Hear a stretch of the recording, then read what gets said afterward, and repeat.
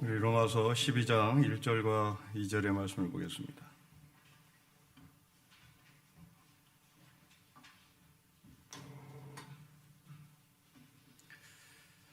(1절) 2절의 말씀을 우리 함께 한 목소리로 봉독을 하겠습니다. 읽겠습니다. 시작.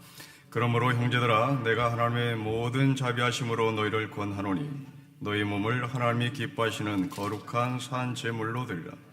이는 너희가 드릴 영적 예배니라. 너희는 이 세대를 본받지 말고 오직 마음을 새롭게 함으로 변화를 받아 하나님의 선하시고 기뻐하시고 온전한 뜻이 무엇인지 분별하도록 하라. 아멘. 우리는 성화의 삶을 묵상하고 있습니다. 성화의 삶이란 구원받은 우리가 이 땅에서 어떻게 살아야 할지 성경이 말씀하시는 것을 저희가 배우고자 하는 것입니다. 이 성화의 삶, 거룩한 삶이란 세속적인 용어로 착하게 사는 삶이라고 표현해도 좋겠습니다. 그러나 이 착함은 나의 본성에 근거하지 않습니다. 이 착함은 나의 품성에 근거하지 않습니다. 복음에 근거합니다. 복음의 핵심 가치는 하나님을 사랑하고 내 이웃을 내 몸처럼 사랑하는 것입니다. 이것은 곧 차별 없음을 말합니다. 어떤 누구도 하나님을 사랑할 수 있습니다. 그리고 어떤 누구도 나의 이웃을 차별할 수가 없습니다. 이것이 복음의 핵심입니다. 요한복음 4장에 보면 수가성 여인을 만나는 예수님의 이야기가 나옵니다. 주제는 예배 장소의 문제였습니다. 남쪽에 사는 유대 사람들은 예루살렘에서 예배를 드리는 것으로 주장했고, 북쪽에 사는 사마리아 사람들은 그리심산에서 예배를 드리는 것으로 주장을 했습니다. 이때 예수님께서는 신령과 진정으로 예배를 드리는 것이 참된 예배죠. 그리고 하나님은 이 참된 예배자를 찾으신다고 말씀합니다. 아마도 당시에 예수님은 장소를 중심으로 편가르게 했던 이스라엘 백성들의 예배 모습을 질타했던 말씀일 것입니다. 그런데 바울은 좀 다른 이야기를 합니다. 여러분 1절 말씀을 다시 보십시오. 우리 같이 읽겠습니다. 시작. 그러므로 형제들아, 내가 하나님의 모든 자비하심으로 너희를 권하노니 너희의 몸을 하나님이 기뻐하시는 거룩한 산제물로 드리라. 이는 너희가 드릴 영적 예배입니다. 여러분, 요한복음 4장에 나오는 수가성 여인에게 하신 말씀과 지금 바울이 한 말이 전혀 다릅니다. 예수님은 수가성 여인에게 신령과 진정으로 예배를 드리는 것이 예배자요, 하나님은 그런 사람을 찾으신다고 말씀합니다. 그런데 오늘 바울은 신령과 진정으로 예배를 드리는 것이 아니라 너희의 몸을 하나님께 드리는 것이 참된 예배라고 말합니다. 바울은 하나님을 몸으로 만난 자신의 경험에 근거해서 한 말이라고 저는 생각합니다. 몸이 가야 할 어떤 특정한 장소, 그것이 2000년 전 예수님이 수가성 여인을 만났을 때 이야기했다면, 바울은 직접 몸으로 예수님을 만난 자신의 경험 때문에 이 몸으로 예배를 드리는 것을 대단히 소중히 여기는 것으로 추측됩니다. 바울이 예수님을 몸으로 만난 기억은 여러분들이 알고 있는 다메섹 도상입니다. 이 다메섹 도상에서 바울은 빛을 만납니다. 근데 이 빛을 만난 순간 바울은 엎드러뜨립니다. 마치 죄수가 형사 앞에 무릎을 꿇고 엎드러지듯이 그렇게 엎드러집니다. 여러분, 이 대목이 좀 이상합니다. 빛이 비치면 본능적으로 인간은 눈을 감아야 되는 것이고 아니면 손으로 눈을 가려야 되는 겁니다. 그런데 왜 바울은 눈을 가렸다, 눈을 감았다 이런 표현을 하지 않고 왜 엎드렸을까? 왜 죄인이 형사 앞에 무릎을 꿇는 것처럼 엎드린 것일까? 이유가 있습니다. 성경은 분명히 말합니다. 바울에게 빛이 비쳤다고 말하지 않습니다. 빛이 바울을 둘러쌌다고 얘기합니다. 이것은 오도 갈 데 없다란 말입니다.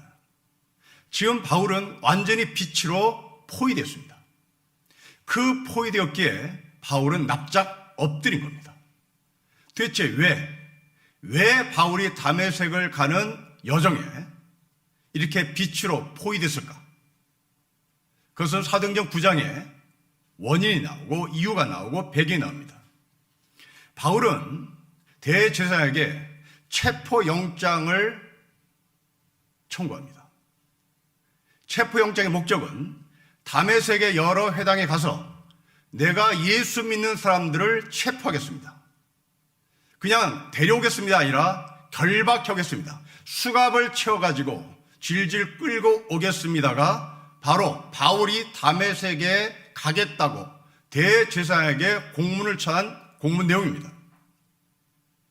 이 바울이 이렇게 공문을 들고 다메섹에 가는 이유는 예수 믿는 사람을 체포하기 위함이요, 예수 믿는 사람을 체포하기 위하여 다메섹을 가는 이유는 바울이 출세를 하기 위함이었다는 얘기입니다. 이제 승진하는 겁니다. 이제 유대교를 배반한 불순분자를, 우리의 언어로 얘기하면 빨갱이들을 잡으러 나간 것이고, 그들을 잡으면 일약 승진하게 된 것이 약속된 그 공문이 바울의 손에 들려진 것입니다. 그런데 이 바울이 그 공문을 들고 다메섹을 가는 도중에 빛으로 포위가 됐습니다. 이제 오갈 데가 없다는 얘기입니다. 이제 갈 곳이 없다는 얘기입니다. 자신이 다메섹에 가서 사람들을 잡아러 오는 유일한 목적은 출세였는데 이제 이 출세길이 막혔다는 말입니다. 그래서 납작 엎드린 겁니다. 하나님을 지금까지 지식으로 알던 이 바울이 하나님을 직접 몸으로 만나는 순간입니다. 이 몸으로 예수를 만난 바울은 자신의 출세길이 막힌 바로 그 자리에서 예수를 만난 것입니다. 여러분, 우리도 이럴 수 있습니다. 우리가 가져가는 길이 있죠.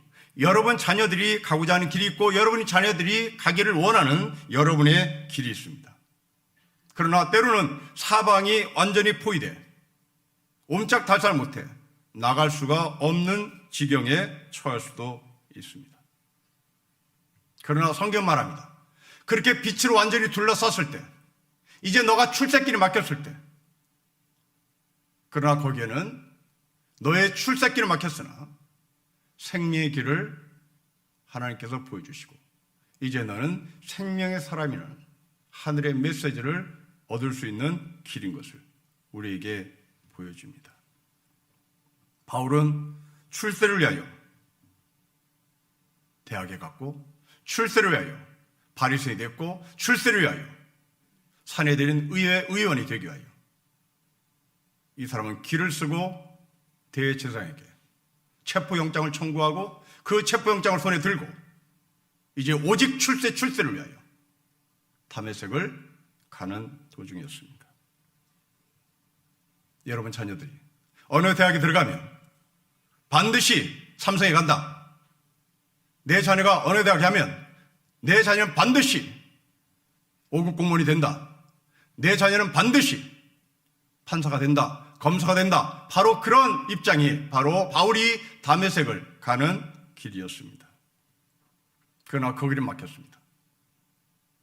그러나 더 큰 길, 더 아름다운 길, 더 좋은 생명의 길을 바울은 그 다메섹에서 몸으로 만난 겁니다. 여러분, 애굽을 탈출한 이스라엘 백성들 보십시오. 홍해바다 앞에서 오도 갈 데 없는 막힌 사람들이었습니다. 길이 끊겼습니다. 길도 사라졌습니다. 길이 막혔습니다. 뚫을 수 없는 벽, 성경에 양볕에 바다가 벽으로 둘러쳤다고 기록합니다. 이제 더 이상 뚫을 수 없는 벽이 이스라엘 백성들 앞에 놓여져 있었던 겁니다. 그러나 놀랍게도 이스라엘 백성들은 그 보이지 않는 길에 하나님께서 예비하신 생명의 길을, 구원의 길을 만났습니다. 사람의 길이 끝나는 그곳에 반드시 하나님의 길이 있습니다. 우리의 계획이 끝나는 그곳에 하나님의 계획이 예비되어 있습니다. 홍해바다 밑에 드러난 마른 땅은 이스라엘 백성들이 새마을 운동에서 가꾼 길이 아닙니다. 이스라엘 백성은 홍해바다 밑에서 만나는 그 길은 하나님께서 이스라엘 백성들 위하여 예비하신 생명의 길입니다. 구원의 길입니다. 모든 벽은 문이라는 식구가 생각납니다. 모든 벽은 막힌 것이 아니라 길이 될 수 있고, 모든 벽은 막힌 것이 아니라 문이 될 수 있다는 말입니다. 배우 김강규 씨라는 사람이 있습니다. 이번 주 일간신문에 한 기자와 인터뷰한 기사를 읽었습니다. 자신이 처음에 가장 불평등을 체험했던 것은 당시 부산에 살았을 때 국민학교를 다녔을 때를 기억합니다. 육성예배를 내지 못하자 담임선생님은 이 어린아이를 때렸어요. 그 매를 맞고 집으로 돌아올 때 왜 세상은 이렇게 불평등한가? 이것을 처음으로 당시 국민학교 학생이었던 김광규는 느꼈습니다. 친구라는 영화 이후에 배역이 들어오지 않아서 이 사람은 양화대교를 수없이 걸어다녔답니다. 양화대교에 간 이유는 자신의 삶을 끝내려고 했던 것이죠. 양화대교 중간에서 울고 있는 사람을 혹시 버스 안에서 봤다면 분명 필경 그 사람은 자기였을 것이라고. 당시 그 양화대교를 건넜던 버스에 탔던 사람들에게 자신이라고 이야기를 합니다. 그런데 이 사람이 자신이 일어날 수 있었던 이유는 그 양화대교 난간에 기록된 글자, 문구 때문에 그렇습니다. 이 사람이 기억하는 글은 이렇습니다. 절벽 끝에 나를 세워라. 그러면 새로운 용기가 생긴다. 절벽 끝에 너를 세워라. 그러면 새로운 용기가 생긴다. 저는 여기에 하나를 덧붙이고 싶습니다. 절벽 끝에 너를 세워라. 바로 앞에 너의 아버지가 계신다. 저는 어릴 적 저희 아이들과 절벽 노름을 자주 했습니다. 높은 곳에 올려놓고 떨어져라. 떨어져라. 우리 두 아이는 가감없이 아무 이유 없이 자기의 몸을 내 가슴에 던졌습니다. 절벽 끝에 너를 세워라. 새로운 용기가 생길 것이다. 아닙니다. 절벽 끝에 너를 세워라. 너의 아버지가 너를 받드실 것이다. 우리 중에 누군가가 벽을 만나고, 우리 중에 누군가가 절벽을 만나고, 우리가 누군가 벼랑 끝에 만났을 때 아무도 받아줄 것 같지 않지만 어릴 적 장롱 꼭대기에서 내가 떨어질 때 나를 받아준 아버지, 나를 받아준 아빠, 바로 거기에 길이 있는 겁니다. 아마도 내일도 양화대교를 건너는 눈물 흘리는 사람이 있을지도 모르겠습니다. 시련을 견디지 못하기 때문입니다. 그러나 그들에게 자신을 그토록 사랑했던 아버지를 기억하면, 더 나아가 우리를 영원토록 사랑하실 하나님을 기억하면 그 사람은 거기에서 다시 한번 자신의 삶을 새롭게 하나님이 원하시는 길로 들어서지 않을까 생각합니다. 사랑하는 성도 여러분, 여러분들은 시련을 이길 사람이 아니라 하나님을 사랑하는 사람인 것을 잊지 마십시오. 시련을 이기는 것은 우리 모두의 실력일지 모르겠습니다. 그러나 실력에 상관없이 우리는 하나님을 사랑할 수 있습니다. 어릴 적 장롱에서 아버지를 신뢰하고 아버지를 사랑하고 그 아버지 앞에 내 몸을 던졌던 것처럼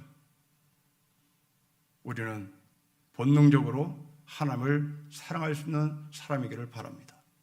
하나님은 바로 우리 자신을 위해서 십자가에 자기 몸을 내어 주셨습니다. 이제 우리는 그 사랑을 딛고 어떤 시련과 역경 속에서도 분명히 벽이 아니라 길이 있다. 분명히 이 벽에는 벽만으로 존재하는 것이 아니라 문이 있다. 여러분, 그렇습니다. 벽은 문을 만들기 위하여 존재합니다. 여러분들의 삶의 벽은 벽으로 끝나는 것이 아니라 누군가가, 건축가가 아름다운 통로를 만들게 하여 멋진 문을 만들게 해요. 세우는 벽일 뿐인 것입니다. 우리 인생의 건축가, 우리 인생의 최대 건축가, 바로 그분은 하나님이십니다. 그 하나님은 우리의 벽이 벽으로 존재하는 것이 아니라 문을 만들기 위한 벽이요 길을 만들기 위한 벽인 것을 하나님께서 가르쳐 주십니다.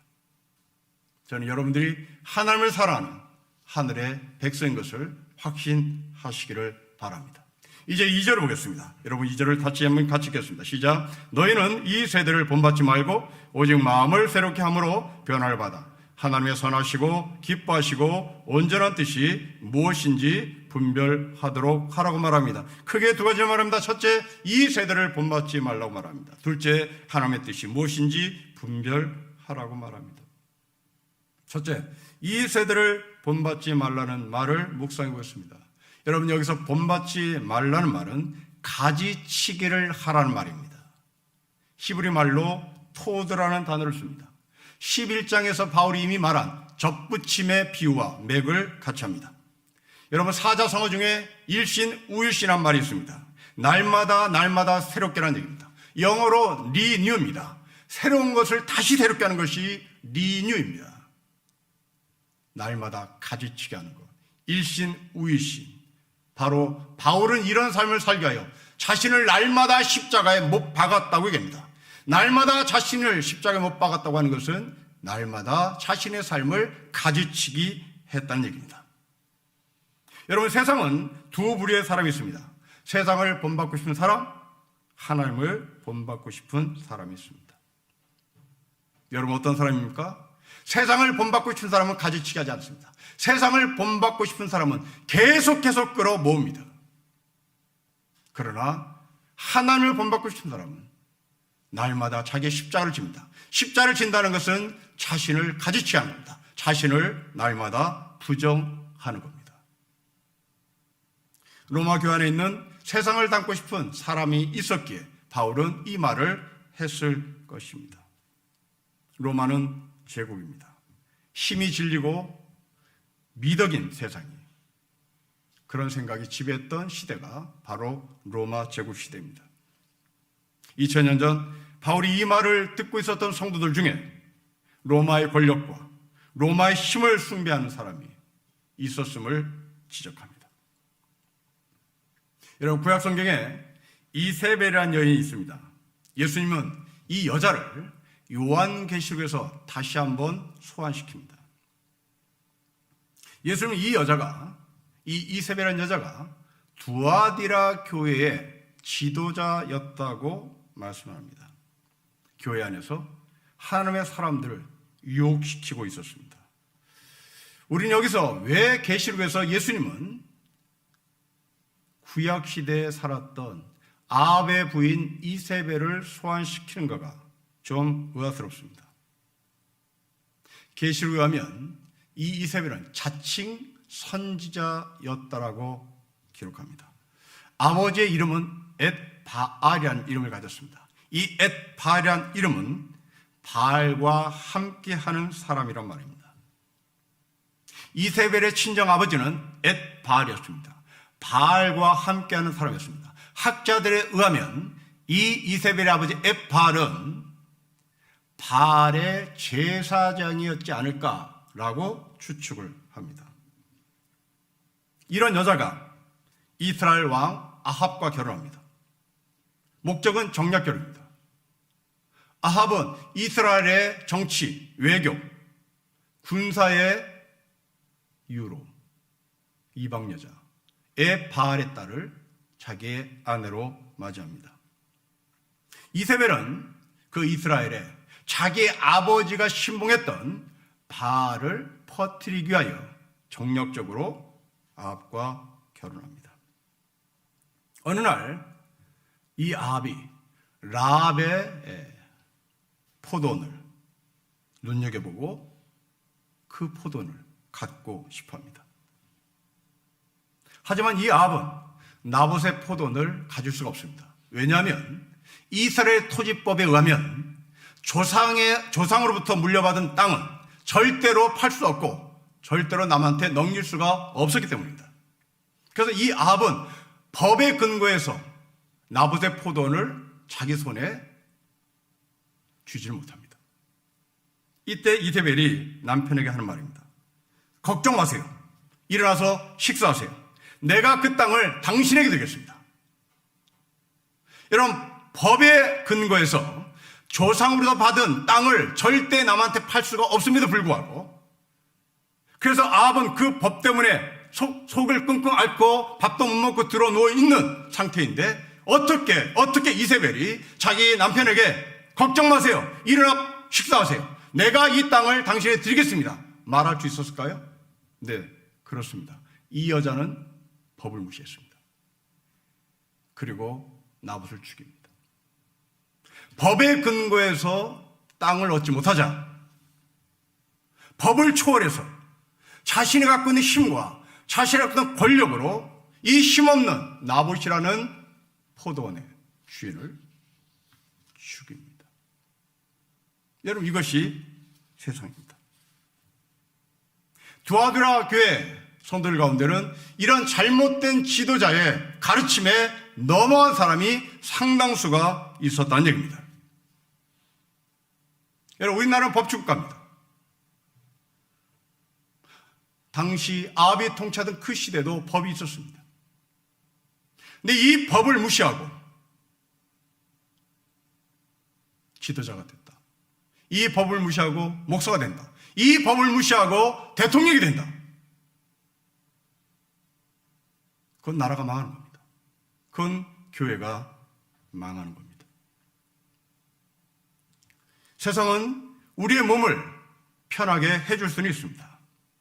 아니, 우리가 편하고 싶어하는 그 무언가를 네가 갖고 있는 힘으로 빼앗으라고 말할 수도 있습니다. 그래서 우리 모두는 힘을 갖고 싶어 할지도 모릅니다. 그러나 여러분, 기억하십시오. 그렇게 해서 얻은 것들은 우리의 영혼을 평안케 해주지 못합니다. 세상 우리에게 비싼 승용차를 제공할 수는 있습니다. 하지만 그 승용차는 우리를 천국까지 인도하지는 못합니다. 세상은 눈을 감은 우리에게 고급진 관에 눕게 할 수 있습니다. 리무진을 타고 공동묘지까지 가게 할 수는 있습니다. 그러나 그 리무진은 우리가 누워있는 그 비싼 관은 주님 안에서 영원한 안식을 누리게 할 수는 없습니다. 세상은 상품을 소개하고, 세상은 상품을 판매하고, 세상은 우리의 영혼을 돈 주고 사겠다고 나서지만 세상은 우리의 영혼을 성숙해 하지 못합니다. 세상은 자기 중심입니다. 세상은 피조물 중심입니다.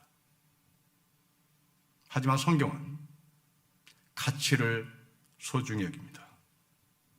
성경은 내 중심의 삶을 사는 것이 아니라 하나님의 중심으로 살도록 가치를 이동시킵니다. 남들이 좀 더 좋은 상품, 좀 더 편리한, 좀 더 안락한 상품을 따라가고자 애를 쓸 때 우리는 그 시간에 하나님의 뒤를 따릅니다. 하나님의 가치를 따릅니다. 여러분, 이것이 이 시대를 본받지 않는 삶입니다. 어렵습니다. 그러기에 가지치가 필요합니다. 일신우일신이 필요합니다. 리뉴가 필요합니다. 나는 아무것도 아닌 것을 인정해야 합니다. 코로나 백신을 맞았음에도 불구하고 코로나가 창궐하고 있습니다. 과학자들은 연일 희망 회로를 우리에게 던지고 있습니다. 곧 종식될 것이다. 곧 종식될 것이라 선포했습니다. 여름에 맞은 백신 중에 화이자라는 백신을 맞은 분이 계실 것입니다. 이 회사가 백신을 만들고 나서 한 말입니다. 과학이 승리할 것이다. 물론 저는 이들의 노력에 찬사를 보냅니다.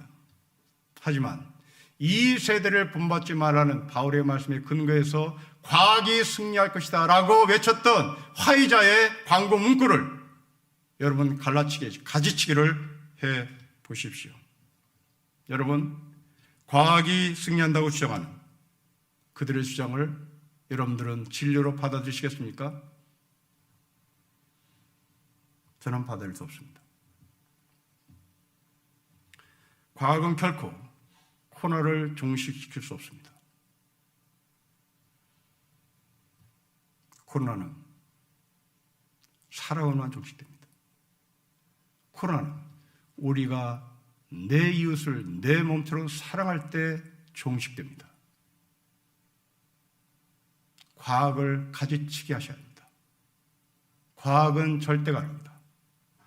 과학은 진실일 뿐 진리는 될 수가 없습니다. 여러분, 증명해 드리겠습니다. 아이가 태어나면 반드시 맞는 백신 중에 하나가 소아마비 백신입니다. 이 백신이 만들어지기 전까지 어린아이들이 제대로 걷는 것은 거의 기적에 가까울 정도로 부모들이 박수를 치고 가슴을 썰어내는 그런 시대였습니다. 그런데 이런 걱정을 한 번에 해결한 사람이 있습니다. 조너스 소크라는 사람입니다. 미국 사람입니다. 이 사람의 소아마비 백신을 만들 때 미국은 1년에 5만 8천 명이 소아마비에 걸렸다는 보고가 올라올 정도로 심각했습니다. 제약회사는 소크에게 특허권을 발급하더라고 제안했습니다. 그리고 천문학적 액수를 주겠다고 이 소크에게 제안을 했습니다. 소크는 거부했습니다. 그로 말했습니다. 태양을 특허낼 수 있겠습니까? 나는 이 백신으로 특허 장사를 하고 싶지 않습니다. 소크는 자신이 만든 백신 전 세계에 무료로 배포하라고 선포합니다. 여러분, 이 사람의 결단으로 인해서 전 인류가 건강하게 걸을 수 있게 된 것입니다. 과학이 승리한 것이 아니라 사랑이 승리한 것입니다. 돈이 승리한 것이 아니라 그 돈을 사람에게 사랑으로 쓸 때 승리한 것입니다. 스페인 바르셀로나에 성 페밀리아 성당이 있습니다. 130년부터 건축하기 시작했고 지금도 건축 중입니다. 굉장히 웅장합니다. 이 성당을 건축한 사람은 가우디입니다. 죽었습니다. 이미 이 세상 사람이 아닙니다. 건축에서 유명한 이 가우디가 성 파밀리아 성당을 설계했다는 것이 유명한 것으로 사람들은 알고 있습니다. 그러나 그것은 유명한 것의 일부입니다. 이 가우디가 유명한 것은 자신의 이름, 자신의 건축 양식 모든 것 다 저작권 포기했습니다. 어떤 누구도 가우디 이름을 써라. 어떤 누구도 내 건축 양식을 카페가도 전혀 문제 삼지 말아라. 여러분, 이것이 몸으로 산 제사를 드리는 사람입니다. 백신은 차고 넘칩니다. 백신은 인류의 숫자보다 더 많이 생산되어 있습니다. 그런데 왜 아프리카 사람들은 백신을 맞지 못합니까? 이게 과학입니까? 네, 이것이 과학입니다. 과학은 사랑 없습니다. 과학은 승리할 수 없습니다. 거기에 사랑이 들어갈 때 승리합니다. 우리의 삶에 권력이 여러분의 삶을 승리케 만들 수는 없습니다. 여러분의 건강이 승리케 만들 수 없습니다. 여러분의 학벌과 여러분의 사회적 위치가 여러분들을 승리케 만들 수는 없습니다. 거기에 사랑이 들어가야 되는 겁니다. 예수 그리스도께서 우리에게 주신 하나님의 사랑이 들어갈 때 우리는 어떤 것도 이길 수가 있는 겁니다. 몸이 무엇입니까? 몸은 우리의 내장을 담고 있는 그릇입니다. 우리의 정신과 우리의 영혼을 담고 있는 그릇입니다. 여러분, 그릇의 가치는 그 안에 무엇이 담겨져 있는가가 바로 그 그릇의 가치를 대변합니다. 여러분들이 몸담고 있는 그 몸에 안에 있는 곳으로 거룩한 산제를 드리셔야 되는 겁니다. 여러분 몸 안에 똥이 가득 차면 그 똥으로 거룩한 산제를 드리는 겁니다. 여러분 몸 안에 하나님의 거룩한 사랑이 가득 차면 그 거룩한 사랑으로 하나님 앞에 산제를 드리는 겁니다. 내 몸에 가득한 똥을 들고 하나님 앞에 나가보십시오. 여러분 몸 안에 가득한 거룩으로 하나님 앞에 나가보십시오. 그리고 가지치게 할 것을 가지치게 하십시오. 리뉴할 것을 리뉴하십시오. 우리가 보이지 않는 것들을 하나님의 말씀 안에서 가치를 들고 따라가십시오. 통금에 있던 시대에 저는 중학교 때 형님을 만나러 전남 여수를 내려간 적이 있습니다. 당시 형님이 여수에서 근무했기 때문입니다. 당시 통행금지가 있었을 때 기차 안에는 심야 기차에 모든 사람들이 통금에 저축을 받지 않았습니다. 마음대로 다녔습니다. 그 기차 안에서 마음대로 다니는 저는 신기했습니다. 그 기차가 딴 세상처럼 보였습니다. 새로운 세상처럼 보였습니다. 모든 사람이 다 통금에 걸려서 발이 묶였을 때 기차 안에 있는 모든 사람들은 거기에 묶이지 않았습니다. 그런데 여러분, 그 기차가 도착하면 우리는 계속 그 안에 있겠습니까? 아닙니다. 그 기차가 도착하면 우리는 내려야 하는 겁니다. 여러분, 여러분들이 지금 살고 있는 그 편안함, 안락함은 제가 어릴 적 경험했던 심야 기차일지도 모르겠습니다. 아무도 간섭하지 않는, 모두가 다 발목에 있는 그 통금 시간에 나는 불을 켜고 화장실을 가고 싶으면 화장실을 가고 뭐 사 먹고 싶으면 사 먹고 사람들과 이야기하고 싶으면 이야기하고 앞칸에서 뒷칸 가고 뒷칸에서 앞칸 올 수 있는 이런 자유가 있으나, 그러나 도착하면 내려야 합니다. 우리 인생 그렇습니다. 내려야 합니다. 여러분 지금 어디로 달리고 계십니까? 그게 안락하십니까? 그게 편안합니까? 계속해서 이렇게 가라. 아닙니다. 끝날 때가 있습니다. 내릴 준비를 하십시오.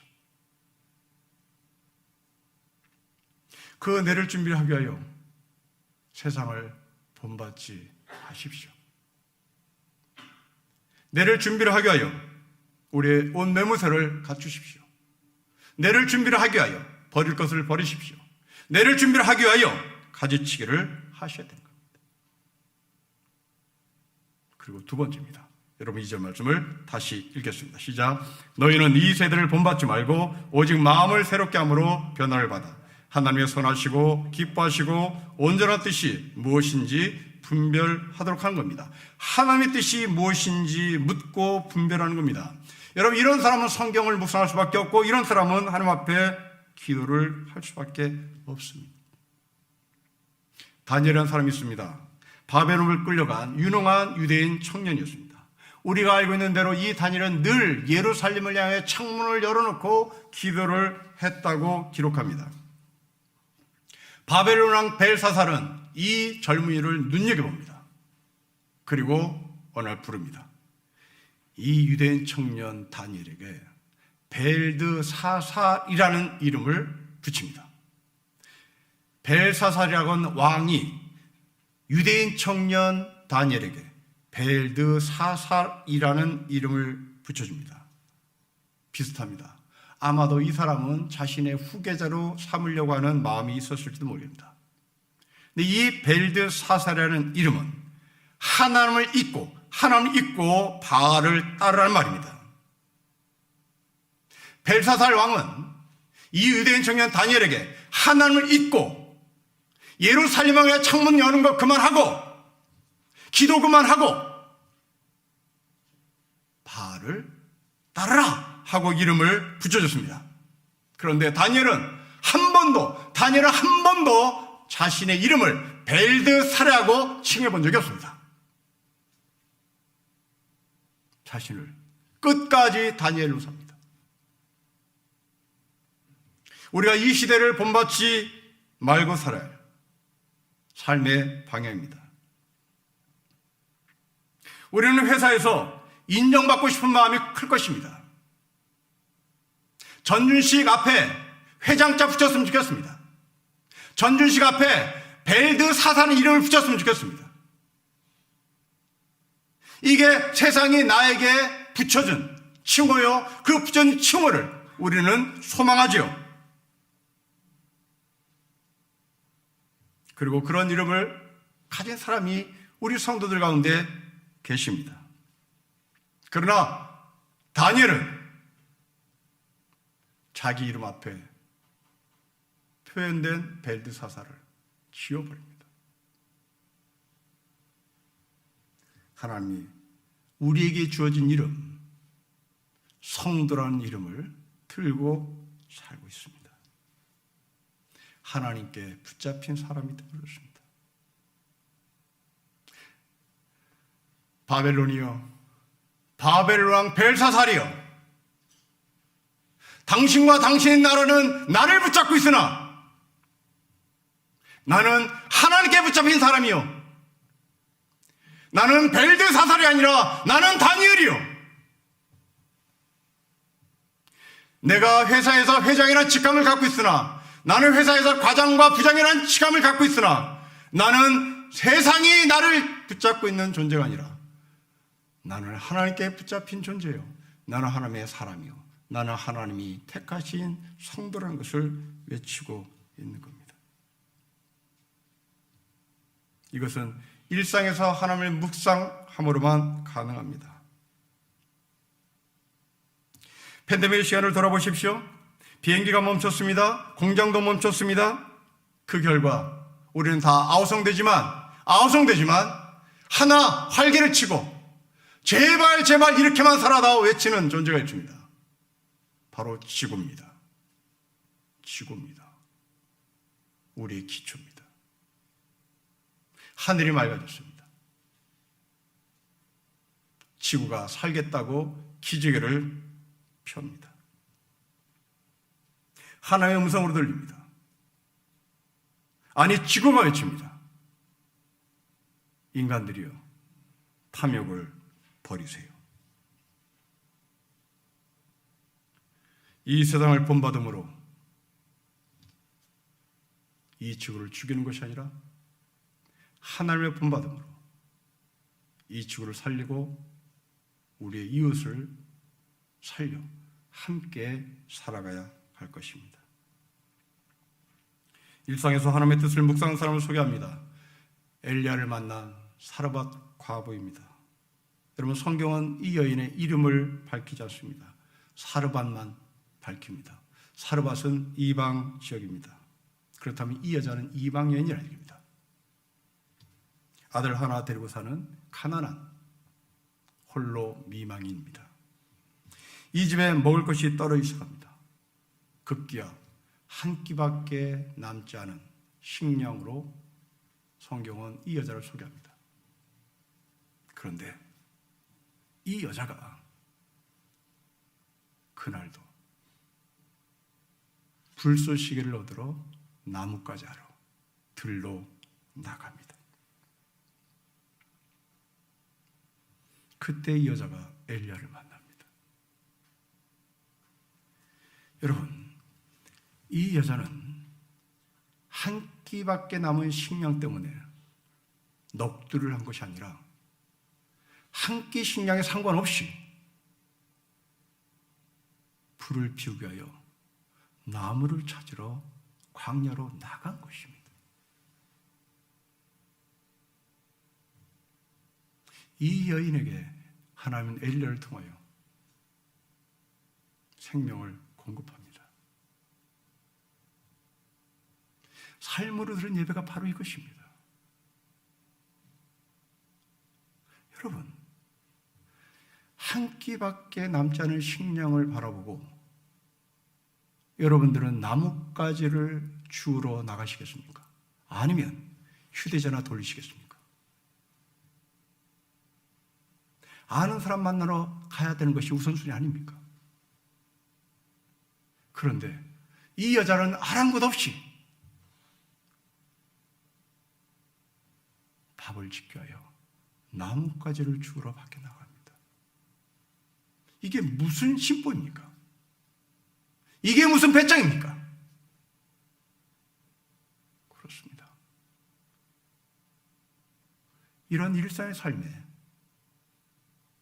성실한 자가 기적을 만나는 겁니다. 휴대전화에 영향이 있는 사람을 찾는 것이 아니라 그 사람에게 돈을 꿔달라고 부탁하는 것이 아니라 평소처럼 아무 일 없다는 듯이 이 여자는 나무를 주러 나갔습니다. 코로나 바이러스로 인하여 고통당하는 자영업자, 사르밧 과부의 심정일 것입니다. 이번 달 임대료 내기가 막막한 분도 계시겠죠. 이러다가 우리 모두 공멸할 것 같은 두려움이 지배합니다. 그러나 기억하십시다. 사르밧 과부처럼 아무 일 없다는 듯이 가게 문을 여십시오. 아무 일 없다는 듯이 자식들 아침밥 잘 먹여서 학교에 보내십시오. 내 몸을 거룩한 산제물로 드리는 것입니다. 이게 분별입니다. 분별은 절망이 아니라 일상 속에서 하나님을 만나는 소망입니다. 코로나 세균이, 코로나 바이러스가 내 몸에 들어오면 산소를 막아 우리를 죽이지만 주 예수 그리스도의 이름이 내 안에 들어오면 우리는 영혼의 산소를 받아 기필코 살리시는 하나님의 손길을 보게 될 것입니다. 눈에 보이는 숨만 쉬는 산소가 아닙니다. 우리의 영혼을 살리는 하나님의 말씀도 우리에게 가장 필요한 산소입니다. 이 영혼의 산소이신 예수 그리스도를 그리고 하나님의 뜻을 분별하는 신림교회 성도가 되시기를 주의 이름으로 축복합니다. 기도하겠습니다.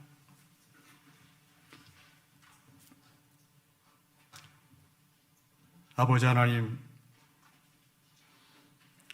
벽은 문을 만들기 위함이요 벽은 길을 만들기 위함인 것을, 그러기에 우리가 만난 벽은 반드시 만들어질 문이 있다는 소망으로 하나님께서 우리에게 말씀하셨으니 그 벽을 보고 하늘의 뜻을 보게 하시고 그 벽을 보고 하늘의 뜻을 분별하게 하시고 그 벽을 부수고 문을 만들어 하늘의 산소를 공급받게 하옵소서. 주 예수 그리스도의 이름으로 기도합니다. 아멘.